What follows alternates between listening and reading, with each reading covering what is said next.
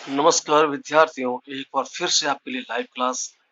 हमारे विद्यार्थी 3 बुक्स पूरी हो चुकी है, चाहे हिस्ट्री हो, पॉलिटिकल हो और भूगोल हो। अर्थशास्त्र की बुक जल्दी स्टार्ट करेंगे। विद्यार्थियों के कुछ कमेंट आए थे तो मुझे पता लगा कि हमने भूलवश भूगोल का लेसन नंबर 4 बीच में छोड़ दिया था।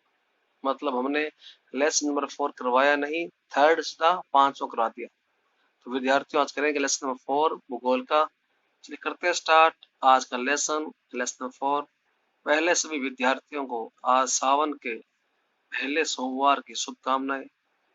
भगवान शिव की कृपा से आपका इस साल बहुत बढ़िया एग्जाम हो, बहुत बढ़िया पेपर हो और सिलेबस अतिशीघ्र पूरा हो जाए। तो इसी शुभकामना के साथ चलिए करते हैं स्टार्ट आज की वीडियो। लेसन नंबर 4 अध्याय कृषि। कृषि क्या है? कृषि एक प्राथमिक क्रिया है जो हमारे अधिकांश खाद्यान्न उत्पन्न करती है। क्या करती है? खाद्यान्न को उत्पन्न करती है।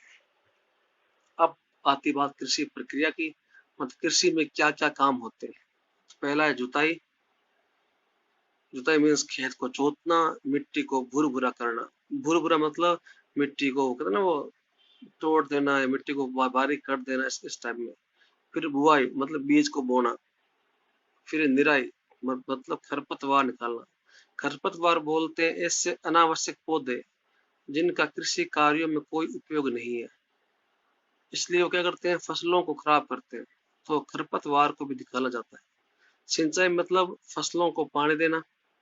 खाद मतलब फसलों को उर्वरक, जिससे क्या हो, फसलों का उत्पादन ज्यादा हो, फसलों में रोग नहीं हो। कीटनाशक फसलों में लगने वाले कीड़ों को मारने वाली दवाई। कटाई मतलब फसलों को काटना जब क्या पक जाती है या तैयार हो जाती है। दलाई या गहराई, आप जानते हो कि फसलों के वो बालियां लगती है, बालियों में सिट्टे रहते हैं, तो उन बालियों में से अनाज के दानों को निकाला जाता है। अब कृषि प्रणाली दो प्रकार के, एक निर्वाह है, एक वाणिज्यिक। निर्वाह मतलब वह कृषि में क्या हो, आपका जीवन चलता रहे, आपका जीवन में कोई दिक्कत नहीं हो। मतलब टाइम दो, आपको 3 टाइम का भोजन मिलता रहे, इसके अलावा आपको कुछ नहीं चाहिए। ये प्रारंभिक होती है और गहन होती है। वाणिज्य मतलब इस कृषि में आपको जीवन यापन के साथ आप कमाई करते हो। मतलब इसमें मुख्य लक्ष्य आप या कृषि के माध्यम से रुपया कमाना चाहते हो। तो वो होती है पहली मिश्रित कृषि, सेकेंड है रोपण कृषि। चलिए बात करते हैं बारे में विस्तार से। पहले आती है प्रारंभिक जीविका निर्वाह कृषि। इस प्रकार कृषि इतनी उपज होती है कि उससे परिवार का पेट भर सके, तो उसे प्रारंभिक जीवन निर्वाह कृषि कहते हैं। इस प्रकार खेती में जमीन के छोटे टुकड़ों पर खेती करते हैं।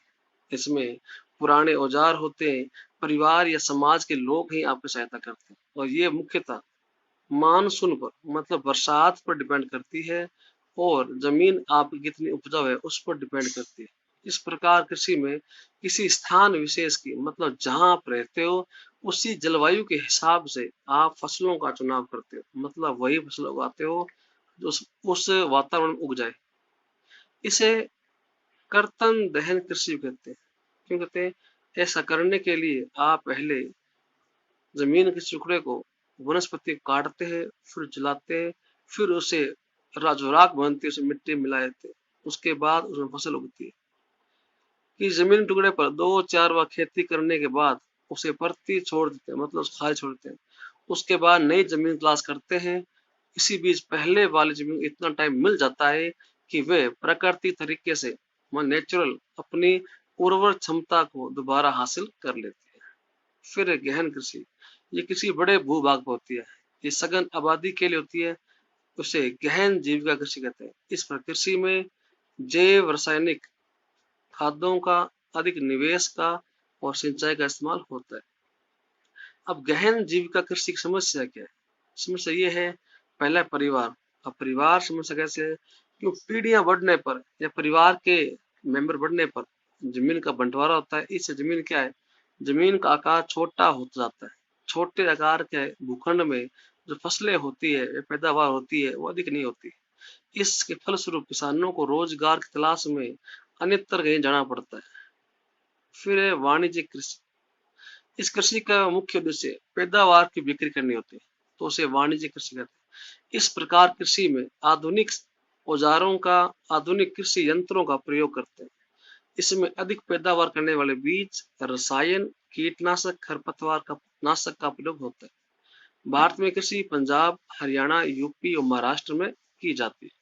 इसके अलावा बिहार, बंगाल और तमिलनाडु के अंदर भी कृषि होती है। फिर रोपण कृषि। इस कृषि में बहुत बड़े क्षेत्र का यूज करते हैं। इसमें बहुत बहुत ज्यादा पूंजी और मजदूरों की आवश्यकता होती है। इस कृषि में मिलने वाले उत्पादन का उपयोग उद्योगों में किया जाता है। चाय, कॉफी, रबड़, गन्ना, केला इत्यादि रोपण कृषि की फसलें हैं। चाय का उत्पादन मुख्य रूप से बंगाल और असम में होता है। कॉफी तमिलनाडु में, केला बिहार और महाराष्ट्र में उगाया जाता है। रोपण कृषि की सफलता के लिए यातायात और संचार के साधनों की आवश्यकता पड़ती है। अब आती है बात कृषि ऋतुओं की। मतलब कृषि की ऋतु कितनी है? पहली खरीफ, फिर जायद और फिर रबी। करते हैं बात इनके बारे में विस्तार से। रबी, यह फसल सर्दियों की फसल है। इसे जाड़े की फसल भी कहते हैं। अब जाड़े क्यों क्यों कहते हैं? क्योंकि ये सर्दियों में उगती है। इसकी बुआई अक्टूबर से दिसंबर के बीच होती है। इसकी कटाई अप्रैल से। विद्यार्थियों यहाँ अप्रैल लिखा है, इसको आप लोग सही कर लेना। यह है अप्रैल, ठीक है, अप्रैल है। अप्रैल से जून के बीच होती है। रबी की मुख्य फसलें गेहूं, बाली, मटर, चना, सरसों। और इसके मुख्य जो एरियाज हैं पंजाब, हरियाणा, जम्मू, उत्तराखंड और यूपी। यहाँ रबी की फसल मुख्य रूप से की जाती है। खरीफ, ये फसल गर्मी के मौसम में होती है, इसलिए इसे गर्मी की फसल भी कहते हैं। खरीफ की बुआई जुलाई में होती है और सितंबर अक्टूबर में से काटते भी हैं। मुख्य फसलें कौन सी है? धान, मक्का, ज्वार, तुअर, बाजरा, मूंग, उड़द, मूंगफली, सोयाबीन। और मुख्य एरिया कौन सा है? असम, पश्चिम बंगाल, उड़ीसा के तटीय भाग, आंध्र प्रदेश, तमिलनाडु, केरल, महाराष्ट्र, यूपी, बिहार। आप जानते हो कि चावल की फसलें असम में, बिहार में, उड़ीसा में, असम बंगाल सॉरी, 3 प्रकार की फसलें उगाते हैं। ओस, अमन और बोरो। साल में 3-3 फसलें इन एरियाज में होती है चावल की। अब है जायद। ये मौसम रबी और खरीफ के बीच होता है। इसमें तरबूजा, खरबूजा, खीरा, सब्जियां, चारा इत्यादि उगाते हैं। गन्ने की भी इसी मौसम में लगाते हैं, लेकिन उसे पूरी तरह बढ़ने में 1 साल लग जाते हैं। अब कृषि की मुख्य फसलें और मुख्य मुख्य फसलों का करते हैं। पहला है चावल। चीन के बाद दुनिया में सबसे अधिक चावल इंडिया में होता है। इसके लिए तापमान चाहिए 25 डिग्री सेल्सियस। आर्द्रता नमी चाहिए 100 सेमी अधिक की सालाना वर्षा चाहिए। अगर सिंचाई की व्यवस्था सही हो तो कम वर्षा वाले क्षेत्र में चावल उगता है। धान की खेती पंजाब, हरियाणा, यूपी, राजस्थान में होती है, क्योंकि यहाँ नहरों का सघन जाल है, मतलब यहाँ नहरें अधिक है। अब गेहूं। गेहूं को उगाने के लिए 50 से 75 सेमी वर्षा की आवश्यकता पड़ती है कुछ साल। इसका वितरण क्या हो? इक्वल हो। अगर सर्दी अधिक पड़ती है तो गेहूं की फसल खराब हो जाती है।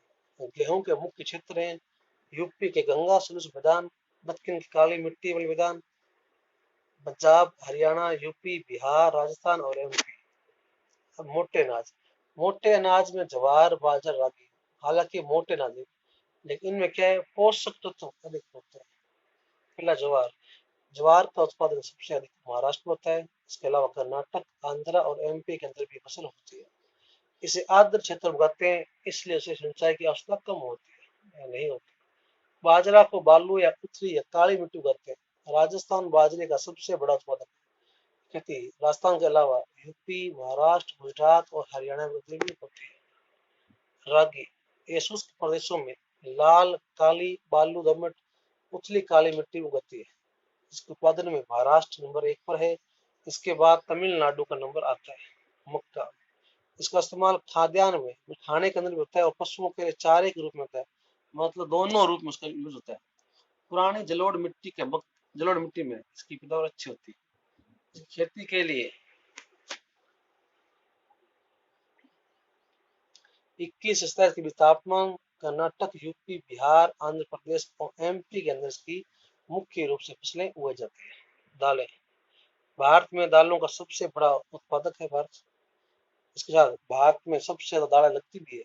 मतलब यहाँ सब घरों में हर हफ्ते में एक दो दाल बन जाती है। सामान्यतः दालों को अन्य फसलों के आवर्तन होते हैं। मतलब हर दो फसल के बीच में एक बार दाल अवश्य लगती है, क्योंकि इससे क्या है, जमीन का उपजाऊपन बढ़ता है। और दालें मुख्य रूप से उत्तर प्रदेश, मध्य प्रदेश, राजस्थान और कर्नाटक में उगाई जाती है। गन्ना, ये फसल गर्मी आर्द्र जलवायु 21 से 27 के तापमान 75 से वर्षा के आसपास से होती है। इसके उत्पादन में ब्राजील नंबर 1 पर है, भारत नंबर 2 पर है। और इंडिया में यूपी, महाराष्ट्र, कर्नाटक, तमिलनाडु, आंध्र, पंजाब और हरियाणा इसके मुख्य क्षेत्र है। तिलहन, इंडिया तिलहन का मतलब तेल का सबसे बड़ा उत्पादक है। तेल वाली फसलों को तिलहन बोलते हैं। मूंगफली, सरसों, नारियल, तिल, सोयाबीन, अरंडी, बिनोला, अलसी, सूरजमुखी ये मुख्य रूप से इंडिया में जो उगने वाली तिलहन की फसलें हैं। पहला मूंगफली, भारत में पैदा होने वाले तिलहनों में मूंगफली का हिस्सा 50% है। आंध्र प्रदेश मूंगफली का सबसे बड़ा उत्पादक है। इसके बाद तमिलनाडु, कर्नाटक, गुजरात और महाराष्ट्र का स्थान आता है। मूंगफली खरीफ की फसल है। अलसी और सरसों रबी की फसल है। तिल उत्तरी भारत में खरीफ की फसल है, दक्षिण में रबी की फसल है। अरंडी को रबी और खरीफ दोनों मौसम में उगा सकते हैं। अब चाय, उष्ण और उपोष्ण कटिबंध जलवायु में चाय की फसल बढ़िया होती है। इसके लिए गहरी मिट्टी, जल का निकास के लिए ढलवा क्षेत्र की आवश्यकता होती है। चाय के क्षेत्र में श्रम की आवश्यकता क्या अधिक होती है? यहाँ चावल चाय चाय बोल रहा हूँ मैं। चाय को तोड़ना हाथों से पड़ता है, इसलिए इसके लिए सस्ती लेबर चाहिए। असम, बंगाल, तमिलनाडु, केरल चाय के मुख्य उत्पादक क्षेत्र है। दार्जिलिंग की पहाड़ियां अपनी खास चाय के लिए मशहूर है। और इंडिया चाय का सबसे बड़ा उत्पादक देश है। कॉफी, चाय की तरह कॉफी भी क्या बगान में उगती है। भारत में सबसे पहले यमन से अरेबिका नामक कॉफी इंडिया में उगाई गई थी। शुरुआत में कॉफी को बाबा बुदन की पहाड़ियों में उगाया गया था। बागवानी फसलें, भारत उष्ण और शीतोष्ण कटिबंधीय फलों का उत्पादन किया जाता है। महाराष्ट्र, यूपी, आंध्र प्रदेश, पश्चिम बंगाल के आम, नागपुर चेरापूंजी संतरे, केरल, मिजोरम, महाराष्ट्र, तमिलनाडु केले, यूपी और बिहार की लीची, मेघालय का पाइनएप्पल, आंध्र और महाराष्ट्र का अंगूर, जम्मू और हिमाचल का सेब, नाशपाती, खुबानी और अखरोट पूरे संसार में क्या है, मशहूर है। इंडिया सब्जियों और फलों का सबसे बड़ा उत्पादक देश है। इंडिया में पूरे विश्व की 13% सब्जियां होती है। मटर, गोभी, प्याज, बंद गोभी, टमाटर, बैंगन और आलू मुख्य फसलें हैं। अब एक खाद्य फसलें जिनको आप खा नहीं सकते। पहला रबड़, भूमध्य रेखीय क्षेत्र रबड़ की फसल की उपयुक्त है। उष्ण और उपोष्ण एरिया में भी इसकी खेती की जाती है। रबड़ खेती के लिए आर्द्र और नम जलवायु चाहिए, जहाँ 200 सेमी क्या हो अधिक वर्षा, 25 डिग्री सेल्सियस अधिक तापमान हो। भारत में रबड़ की खेती मुख्य रूप से केरल, तमिलनाडु, कर्नाटक, अंडमान निकोबार और मेघालय की गारो पहाड़ियों में की जाती है। रबड़ के उत्पादन में इंडिया का वर्ल्ड में 5वां स्थान है। कपास, कपास के मामले में इंडिया वर्ल्ड का तीसरा सबसे बड़ा उत्पादक है। कपास खेती दक्षिण पठार के शुष्क भागों की काली मिट्टी में होती है। कपास की अच्छी पैदावार के लिए तापमान अधिक चाहिए, हल्की वर्षा चाहिए, 210 दिन बिना पाले के होने चाहिए, तेज धूप की आवश्यकता पड़ती है। कपास की फसल को पकने में 6 से 8 महीने लगते हैं। महाराष्ट्र, गुजरात, मध्य प्रदेश, कर्नाटक, आंध्र, तमिलनाडु, हरियाणा और यूपी इसके मुख्य मुख्य राज्य। फिर जूट, जूट के लिए अच्छे जल निकासी वाले बाढ़ के मैदानों की उपजाऊ मिट्टी की आवश्यकता होती है। जूट के मुख्य उत्पादक है बंगाल, बिहार, असम, उड़ीसा और मेघालय। प्रौद्योगिकी और संस्थागत सुधार, देश आजाद होने के बाद संस्थागत सुधार करने के लिए जोतों की चकबंदी की गई। सहकारिता और जमींदारी को समाप्त करने को फैसला लिया गया। प्रथम पंचवर्ष योजना में भूमि सुधार को मुख्य लक्ष्य रखा गया। पैकेज टेक्नोलॉजी आधारित हरित क्रांति मतलब फसलों को उत्पादन बढ़ाने के लिए, और श्वेत क्रांति मतलब दूध का उत्पादन बढ़ाने के लिए क्रांति की गई। और ये विश्व के कुछ क्षेत्रों तक सीमित रहा। 1980 और 90 में व्यापक भूमि विकास कार्यक्रम शुरू हुआ, जो संस्थागत था और तकनीक सुधार के लिए शुरू किया गया था। सूखा, बाढ़, चक्रवात, आग और बीमारी के लिए फसल बीमा का प्रावधान किए गए। मतलब फसलों को खराब होने पर अगर आप बीमा करवाया हुआ है तो आपको उसका रुपए मिल जाएंगे। किसानों को कम से कम रेट पर लोन दिया गया। ग्रामीण बैंक, सहकारी बैंक की स्थापना की गई। किसान क्रेडिट कार्ड और व्यक्तिगत दुर्घटना बीमा योजना भी शुरू हुई। आकाशवाणी और दूरदर्शन पर किसानों के लिए मौसम की जानकारी के लिए बुलेटिन और कृषि कार्यक्रम चलाए गए। किसानों को बिचौलियों और दलालों के शोषण से बचाने के लिए कम से कम सहायता मूल्य और कुछ महत्वपूर्ण फसलों के लाभदायक खरीद मूल्य की घोषणा सरकार द्वारा की जाती है। अब हरित क्रांति 1960-70 के दशक में आरंभ हुई। इसका मुख्य विस्तार कृषि की उपज बढ़ाना। इस क्रांति में नई टेक्नोलॉजी और अधिक उपज देने वाले बीजों का इस्तेमाल किया गया। इस क्रांति के परिणाम स्वरूप बहुत अच्छे परिणाम आए, खासकर पंजाब और हरियाणा में। श्वेत क्रांति, इसे ऑपरेशन फ्लड भी कहते हैं, ये दूध के उत्पादन को बढ़ाने के लिए। श्वेत में सफेद होता है भैया। 1980 और 90 दशक में भूमि विकास के लिए व्यापक कार्यक्रम हुए। इस कार्यक्रम में संस्थागत और टेक्नोलॉजी का दोनों पहलुओं पर गौर किया गया। किसानों को नुकसान की भरपाई के लिए बाढ़, सूखा, चक्रवात, आग और बीमारी के लिए फसल बीमा की सुविधा दी गई। किसानों को आसानी से कर्जा दिया गया। ग्रामीण क्षेत्रों में ग्रामीण बैंक और कोऑपरेटिव सोसाइटी खोली गई। किसानों के फायदे के लिए किसान credit card, personal accident insurance scheme और अन्य स्कीमें भी लाई गई।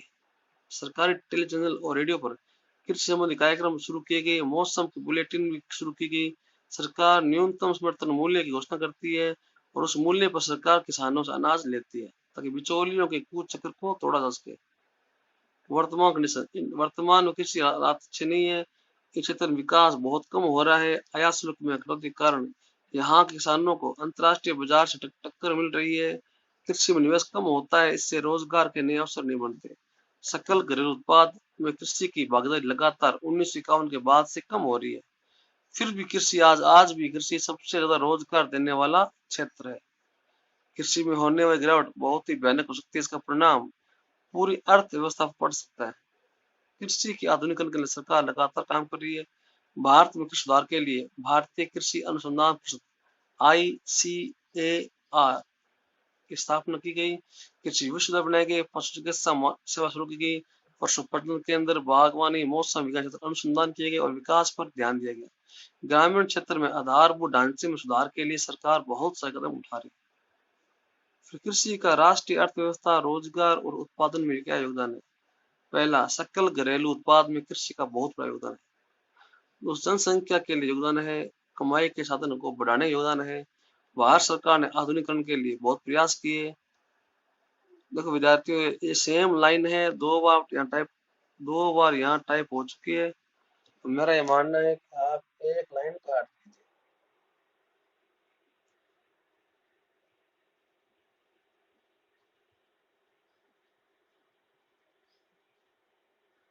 ठीक है। कृषि अनुसंधान केंद्र स्थापना की गई।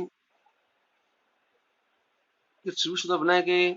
पशु की सेवा शुरू की गई और पशुओं में प्रजनन केंद्र बनाए गए। बागवानी का विकास किया गया। मौसम विज्ञान और मौसम के पूर्व अनुमान के लिए अनुसंधान और विकास किए गए। ये था विद्यार्थियों आज का आपका लेसन नंबर 4 और कल इसके प्रश्न उत्तर अपने कर लेंगे। तो विद्यार्थियों, अगर आपको पसंद आती है तो आप फेसबुक पर, ट्विटर पर, पिंटरेस्ट पर, व्हाट्सएप पर, कोई भी आप किसी भी आप ऐप से आप उसका प्रचार प्रसार कर सकते हैं। और इससे क्या हमें फायदा ये होगा कि हमारा चैनल प्रमोट होता है। बहुत अच्छी बात है। बाकी विद्यार्थियों, आपकी इच्छा है, वीडियो पसंद है तो लाइक कीजिए, कमेंट कीजिए, शेयर कीजिए और अब तक आपने सब्सक्राइब नहीं किया है तो सब्सक्राइब कीजिए। धन्यवाद।